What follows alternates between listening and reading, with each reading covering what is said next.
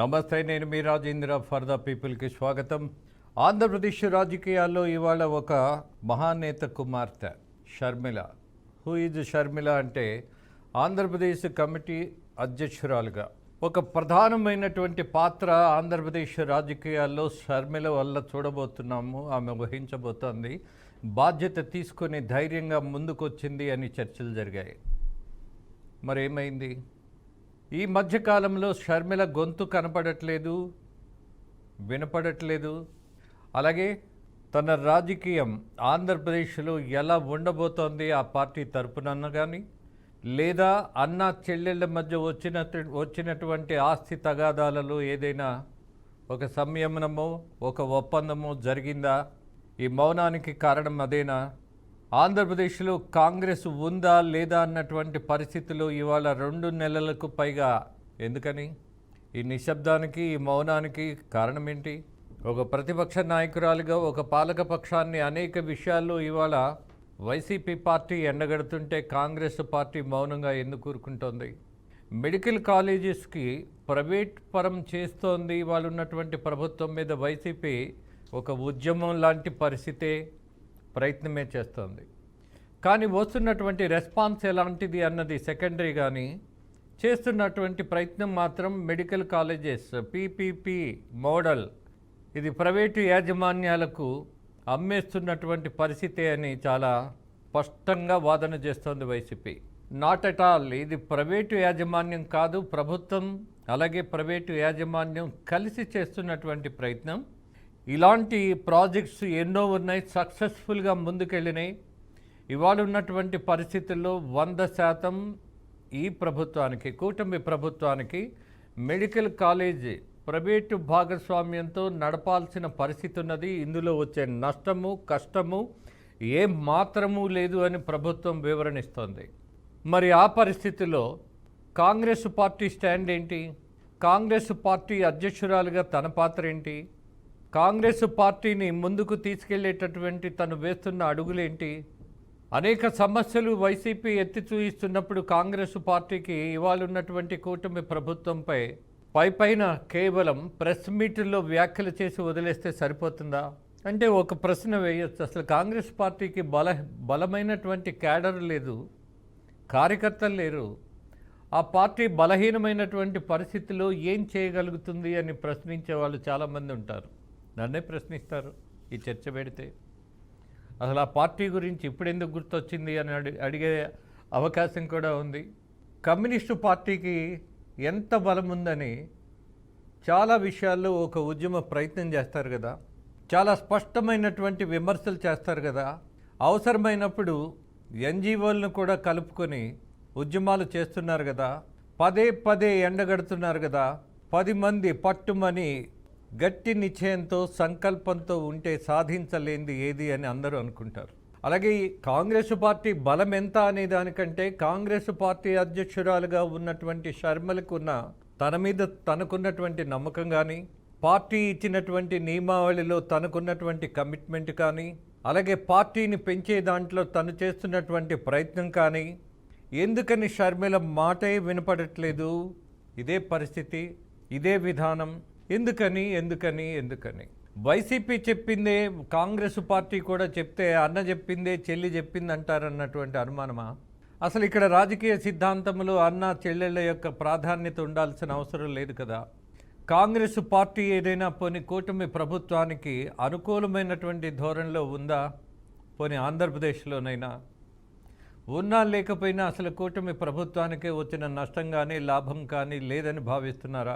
అన్న వదినెల బాణమని రాజకీయ ప్రస్థానం ప్రారంభించినటువంటి షర్మిల తీసుకొచ్చినటువంటి సంచలన ఫలితాలు, అన్నను గెలిపించడంలో, అన్న ప్రభుత్వానికి తోడుగా నిలబడటంలో, అన్న పార్టీకి బలంగా ఒక కేడర్ని తయారు చేయటంలో, అన్న వాదనను వినిపించటంలో షర్మిల పాత్ర అసామాన్యమైంది. ఆమె నిర్వహించినటువంటి ఆ పాత్ర, ఆ బాధ్యత చరిత్ర మర్చిపోదు. జగన్మోహన్ రెడ్డి జైల్లో ఉన్నా సరే ధైర్యంగా నేను అన్న వదిలిన బాణాన్ని అని తను ముందుకొచ్చి చేసినటువంటి యాత్రలో ఆమె సాధించిన ఫలితం ఇప్పటికీ మర్చిపోలేనిది. కోర్స్ ఆ పార్టీ మర్చిపోయిందో లేదో నాకు అనవసరం కానీ, బట్ ఆమె చేసినటువంటి పోరాటం ప్రయత్నం మాత్రం అద్భుతం. మరి ఇవాళ కాంగ్రెస్ పార్టీ అధ్యక్షురాలుగా వచ్చిన తర్వాత ఎందుకని అధ్యక్షురాలుగా రావటం కేవలం తన ఐడెంటిటీని పెంచుకోవడం మాత్రమే ఆ బాధ్యత తీసుకున్నారా? ఆ పార్టీలో ఉండి ఎంతో కొంత రాజకీయాల్లో కనపడే ప్రయత్నం చేయడం వల్ల తనకి గుర్తింపు ఉంటుందని భావించారా? వైసీపీని ఎండగట్టినటువంటి నాయకురాలిగా కాసేపు అలా అలా అలా మాట్లాడి మళ్ళీ ఇవాళ ఎందుకని వెనకెళ్ళిపోయారు? ఏం జరుగుతోంది? సహజంగా తెలిసిందే మాట్లాడాలి అన్నది నా భావన, నా బాధ్యత. బట్ ఊహాత్మకమైనటువంటి విషయాల్లో కొంచెం లాజిక్ ఉంటే మాట్లాడవచ్చు. నా లాజిక్ ఒకటే, పార్టీ అధ్యక్షురాలుగా షర్మిల ఎందుకు మౌనంగా ఉంటోంది? ఇదే ప్రశ్న. మెడికల్ కాలేజెస్ ప్రైవేటు యాజమాన్యాలకు అమ్మేస్తున్నాడు చంద్రబాబు నాయుడు అన్నటువంటి దాంట్లో కాంగ్రెస్ పార్టీ యొక్క స్టాండ్ ఏంటి? బనకచర్ల గురించి చాలా రోజులు చర్చ జరిగింది. ఆర్థిక పరిస్థితి బాగోకపోయినా సరే 1,00,000 కోట్లు ఖర్చు పెట్టైనా బనకచర్లను మళ్ళీ మనం స్పష్టమైన నిర్ణయం తీసుకోవాలని ముఖ్యమంత్రి భావించినప్పుడు చాలామంది విమర్శించారు. కారణం ఒక్కటే, ముఖ్యమంత్రి చెప్పినట్టుగానే ఆంధ్రప్రదేశ్ యొక్క ఆర్థిక పరిస్థితి బలహీనంగా ఉన్నప్పుడు బనకచర్ల లాంటి పెద్ద ప్రాజెక్టును భుజాన వేసుకుంటే ఆంధ్రప్రదేశ్ యొక్క ఆర్థిక పరిస్థితి తట్టుకోగలదా అన్నది ప్రాథమికమైనటువంటి ప్రశ్న. ఆ ప్రాజెక్టు యొక్క ప్రయోజనాలు, ఉపయోగాలు వాటి మీద కంటే కూడా ఆర్థికమైనటువంటి విషయాల మీద చాలా చర్చ జరిగింది. ఒక పక్క తెలంగాణ అభ్యంతర పెట్టిందా లేదా అన్నది ప్రాధాన్యత కాదు, కానీ ఆంధ్రప్రదేశ్కు ఉన్నటువంటి నీటిపారుదలకు సంబంధించిన నిర్ణయాలు ఏవైతే ఉన్నాయో ఆ నిర్ణయాలు పూర్తిగా ఇప్పటికీ అమలు కానటువంటి పరిస్థితి ఉన్నది. దానికి ఆర్థికమైనటువంటి ఇబ్బందే ఉంది. ఈ దశలో బనకచర్ల మీద చర్చ జరుగుతున్నప్పుడు గొంతెత్తినటువంటి విపక్షాలు ఉన్నాయి. కానీ ఇలాంటి సమస్యల మీద ఒక పార్టీ అధ్యక్షురాలు మౌనంగా ఉండటంలో కారణం ఏంటి అన్నది, ఎక్కడ ఏం జరుగుతోంది? షర్మిల కేవలం తన ఐడెంటిటీకి ముందుకొచ్చి తను చేసే ప్రయత్నంలో ఫలితాలు రానటువంటి పరిస్థితి గమనించి నాన్ సీరియస్గా మారినటువంటి పరిస్థితి, లేకపోతే మరొక రాజకీయమైనటువంటి ప్రయోజనం కోసమో ఐడెంటిటీ కోసమో తన సొంత ప్రణాళికలో సిద్ధమవుతోందా? ఇప్పుడే ఎన్నికలు లేవు కదా, బలహీనంగా ఉన్నటువంటి ఈ పార్టీ వేదిక నుంచి మనం పదే పదే మాట్లాడి వచ్చే ఫలితం ఏంటి? అనవసరమైనటువంటి తలనొప్పులు తెచ్చుకోవాల్సిన దశలో మనం ఉన్నామా? ఇలాంటి ఆలోచనలతో షర్మిల కొంత మౌనం వహించిందా అన్నటువంటి సమాధానం దొరికే అవకాశం ఉంది. అలాగే అన్నను వదిలేసిందా? వైసీపీ పార్టీని తూర్పారబట్టవలసినటువంటి పరిస్థితి ఇవాళ అనవసరం అనుకుంటుందా? చాలామంది ఒక వ్యాఖ్య చేశారు, అన్న చెల్లెళ్ళ మధ్య వచ్చినటువంటి ఆర్థికమైనటువంటి ఇబ్బందులు మాత్రమే ఈమె రాజకీయాలను ఆశ్రయించటం అని. మరి ఇప్పుడు మౌనానికి అలాంటి సమాధానం ఎత్తుకోవాలా? వాళ్ళిద్దరి మధ్య ఏదైనా సంబంధ బాంధవ్యాలు, ఆర్థికమైనటువంటి విషయాల్లో అవగాహన పెరిగిందా? నెవర్ నెవర్ నెవర్ జరగల. లొంగిపోయే మనిషి కాదు బెదిరిస్తే, లేదా ఇవ్వాలి అనుకుంటేనే ఇచ్చేటటువంటి తత్వం ఉన్నాయన జగన్మోహన్ రెడ్డి. కానీ ఆయనకు ఆ లక్షణం ఉంటే ఇవాళ సోదరి బయటికి రావాల్సిన పరిస్థితి ఉండేది కాదు. రెండోది, కుటుంబ సంబంధానికి ఆర్థిక సంబంధాల గురించి మనము బహిరంగ చర్చలు పెట్టడం కూడా అంత సమంజసం కాదేమో, కానీ బట్ రాజకీయంగా అలాగే ఒక సెంటిమెంట్ ఉన్నటువంటి రాష్ట్రం మంది, అన్నా చెల్లెళ్ళు, అలాగే అమ్మ కూడా ఒక సెంటిమెంటే. ఇక్కడ వైసీపీ పార్టీ నాయకుడికి అమ్మ సెంటిమెంట్ వర్కౌట్ అవ్వలేదు, చెల్లి సెంటిమెంట్ కూడా పెద్దగా లాభపడలేదు అన్న దాని మీదే ఆ కుటుంబ బంధాలు కానీ, రాజకీయ వ్యవహారాలు కానీ, నిర్ణయాలు కానీ ఇవాళ బహిరంగ చర్చకు అవకాశం ఇచ్చాయి. కోర్స్ కాంగ్రెస్ పార్టీ కంటే బీజేపీ పార్టీకి ఆమె వెళ్ళుంటే ఇంకా ప్రాధాన్యత పెరిగేది అన్నటువంటి చర్చ కూడా జరిగింది. ఆంధ్రప్రదేశ్లో కాంగ్రెస్ పూర్తిగా తుడిచిపెట్టుకుపోయినటువంటి పరిస్థితుల్లో ఆంధ్రప్రదేశ్ రాజకీయాల్లో బీజేపీ వేదికగా ఆమె ఏదైనా బాధ్యత తీసుకోవాలి అనంటే అడ్డంగా అడ్డుపడింది జగన్మోహన్ రెడ్డి మాత్రమే అని ఒక చర్చ నడిచింది. లేకుంటే కాంగ్రెస్ పార్టీకి ఆమె వచ్చే అవకాశం కానీ తీసుకోవాల్సిన పెద్దగా బలహీనంగా ఉన్నటువంటి పార్టీని ఆంధ్రప్రదేశ్లో భుజాన వేసుకొని తను చేయగలిగేటటువంటి ప్రయత్నం విఫలమవుతుంది అని చిన్న విశ్లేషకులు కూడా చెప్పేటటువంటి లోతైన విషయమే అది. మరి ఆమెకు తెలీదా? తెలుసు. కానీ బీజేపీ పార్టీలో ప్రాధాన్యత పెరుగుతుందేమో అన్నటువంటి పరిస్థితి ఆమె తెలంగాణలో ఉన్నప్పుడు, బీఆర్ఎస్ పార్టీ ఆమెను నిర్బంధిస్తున్నప్పుడు, అడ్డుకుంటున్నప్పుడు, అప్పుడు జరిగినటువంటి కొన్ని విషయాల్లో ప్రధాని మోదీ కొంత స్నేహపూర్వకంగా, కొంత ఆత్మీయంగా ఒక ఆడపిల్లను రాజకీయాల్లో ప్రోత్సహిస్తారేమో అన్నటువంటి ఒక ఫీలర్ వెళ్ళిపోయింది.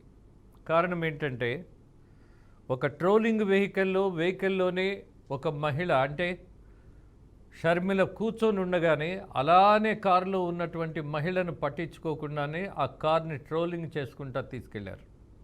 ఆ ధైర్యానికి మోదీ మెచ్చుకున్నాడు.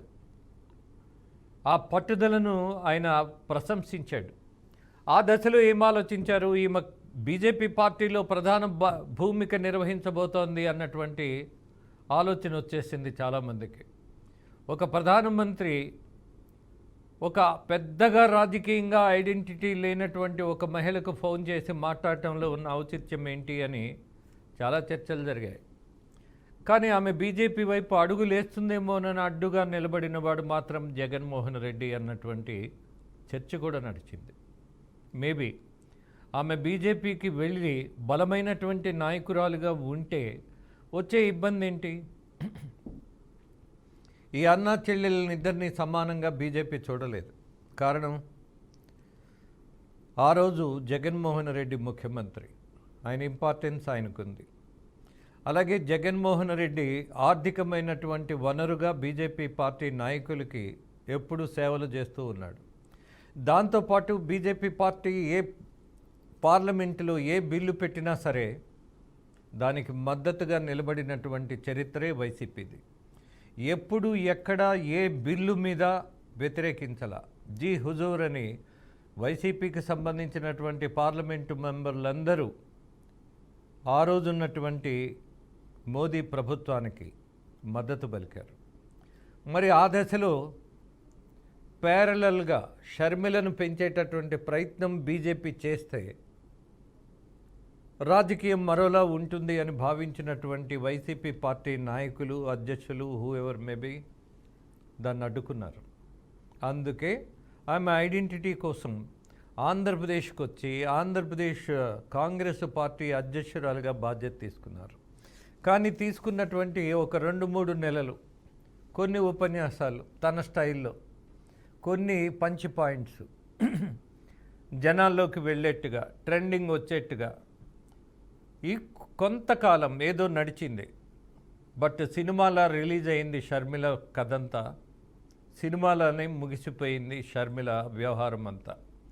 ఇవాళ మరి కాంగ్రెస్ పార్టీ బాధ్యతను తీసుకున్నటువంటి షర్మిల ఏ కార్యక్రమాలతోటి ముందుకు రాబోతోంది, ఎందుకని మౌనంగా ఉండి అనవసరమైనటువంటి కన్ఫ్యూజన్సు, ఐ డోంట్ నో, చూడాలి. షర్మిల లాంటి యాక్టివ్ పార్ట్ నిర్వహించగలిగేటటువంటి మహిళా రాజకీయ నాయకులు ఎవరైనా సరే బాధ్యత తీసుకొని నిలబడగలిగితే, నిజాయితీగా నిలబడగలిగితే రాజకీయాల్లో ఖచ్చితంగా వాళ్ళకు ఒక పేజీ అద్భుతంగా ఉంటుంది, ఉండాలని ఆశిస్తా. అలాగే రాజశేఖర్ రెడ్డి యొక్క వారసత్వం అని మాట్లాడతారు.